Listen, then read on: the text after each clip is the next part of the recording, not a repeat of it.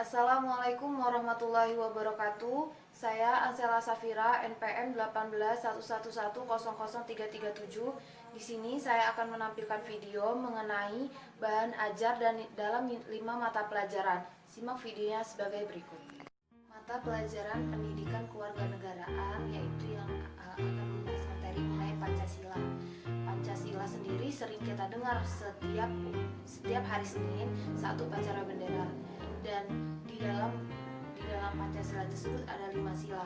Berikut akan dibahas mengenai arti dari lambang-lambang yang ada pada Pancasila tersebut. Sila pertama dilambangkan dengan bintang, yang berarti bangsa Indonesia percaya dan takwa terhadap Tuhan Yang Maha Esa dengan agama dan kepercayaannya.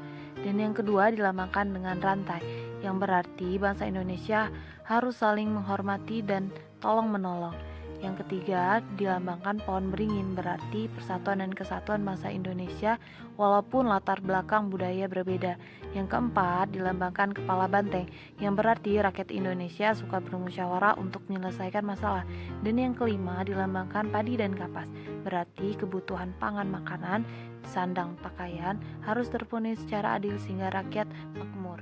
Selanjutnya adalah pelajaran seni budaya. Jadi di sini seni budayanya materinya menjuru kepada seni rupa. Seni rupa sendiri itu ada dua, yaitu seni rupa murni dan seni rupa terapan. Bedanya seni rupa murni dan seni rupa terapan adalah seni rupa murni yaitu digunakan untuk keindahannya saja. Seperti seni rupa murni itu contohnya adalah ini. Ini adalah seni rupa murni karena hanya dapat dilihat dari satu arah dan juga hanya dapat dinikmati keindahannya saja. Yang selanjutnya adalah seni rupa terapan. Seni rupa terapan sendiri itu mempunyai multifungsi, yaitu dapat dinikmati keindahannya dan juga mempunyai fungsi. Contohnya seperti botol ini, dia memiliki gambar yang lucu tetapi juga memiliki juga keindahan dan juga multifungsi. Seni rupa sendiri tidak lepas dari wujudnya. Wujudnya itu ada dua, yaitu 2 dimensi dan 3 dimensi.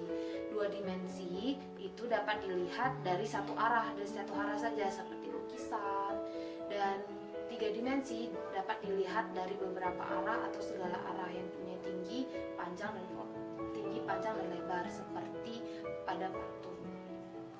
Mata pelajaran IPA atau ilmu pengetahuan alam, yaitu materi yang akan dibahas mengenai rangka manusia.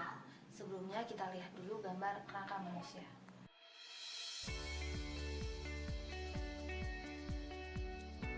Manusia mempunyai tulang-tulang. Kumpulan dari tulang-tulang disebut dengan rangka.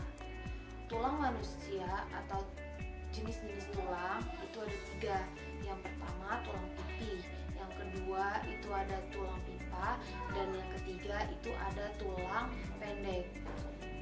Rangka manusia dibagi menjadi 3 jenis. Yang pertama rangka kepala, yang kedua rangka badan, dan yang ketiga rangka anggota gerak.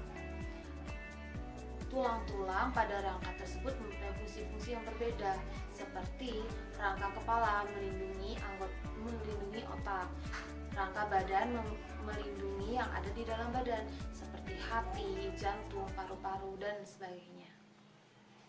Yang selanjutnya adalah mata pelajaran IPS, yaitu mengenal peta Indonesia.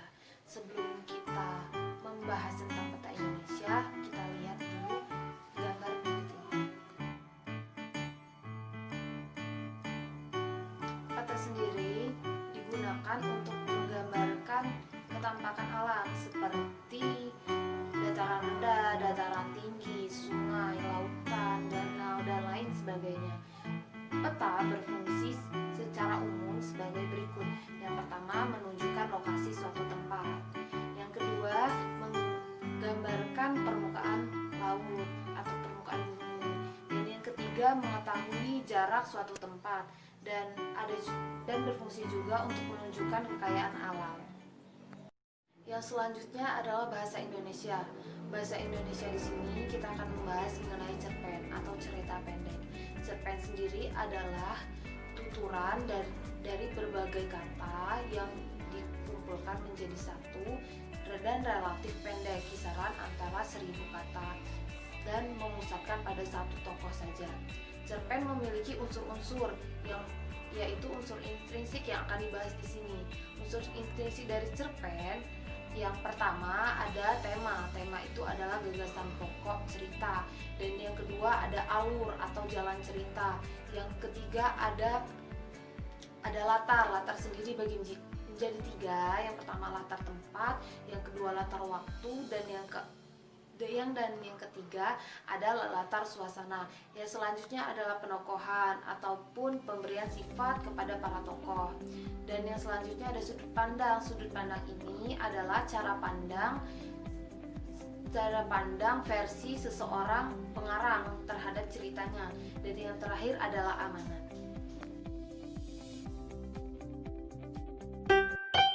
Suatu hari, ada seekor kancil yang kelaparan.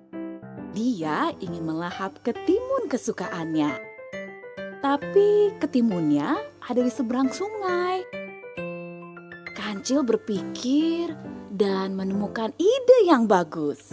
Si kancil berteriak, "Buaya, buaya, ayo keluar!" Para buaya terganggu oleh si kancil. "Kalian mau daging segar?" tanya si kancil. Para buaya senang akan mendapat makan siang. Si kancil meminta para buaya untuk berbaris. Lalu lompat ke punggung buaya hingga seberang sungai.